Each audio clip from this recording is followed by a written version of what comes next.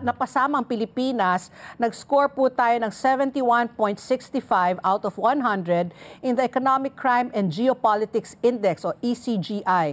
It's a measure that assesses corruption levels, the severity of economic crime, public response, and geopolitical pressures to gauge how these forces shape political stability. Kasama po natin sa listahan, ito po, nakakalungkot, Pakistan, Indonesia, Sri Lanka, Bangladesh, Nepal, Myanmar, India, Afghanistan, and Cambodia.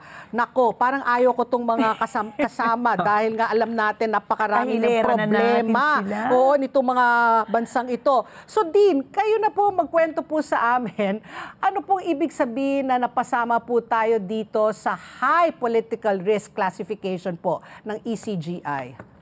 Well, tama. Unang-una, no, nakakalungkot nga na napasama tayo dyan.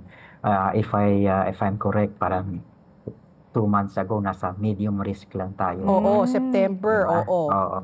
Pero, yun nga, ang sinasabi lang naman niya ng high political risk, ang sinasabi niya is that malaki yung posibilidad na magkaroon ng instability, no? For the factors that were mentioned, no, earlier. So, depende, syempre, nasa atin yun kung yung bang instability na yun ay mangyayari o hindi.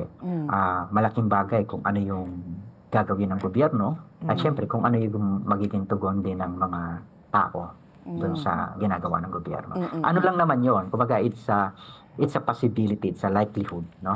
Sinasabi dun sa study.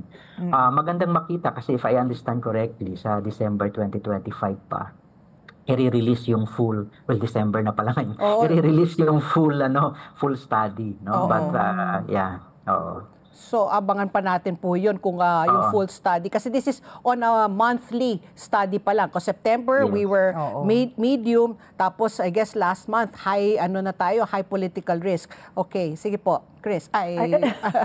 Chris tuloy. Ricky. Dean, magandang araw po ulit sa inyo ngayon. Can you say po that despite all this, I think one of the big factors talaga na napag-uusapan natin ngayon kung bakit tayo napunta sa high risk are the mass protest po na nagaganap.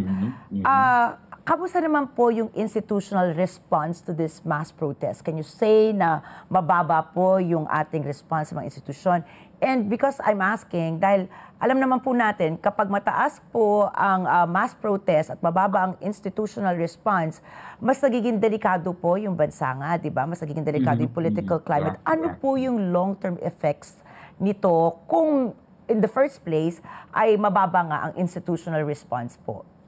Well, for one, nakikita natin, kaya tuloy-tuloy yung pagkilos protesta ng taong bayan. Kasi sa paningin, no, ng mga tao ay kulang pa, di ba?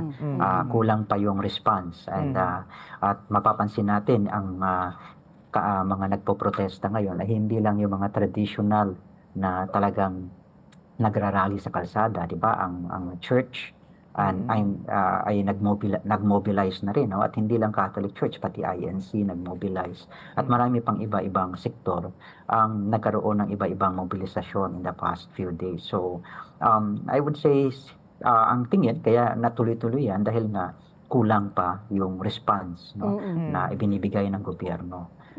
Especially kung titingnan natin, di ba, parang systemic yung problema eh.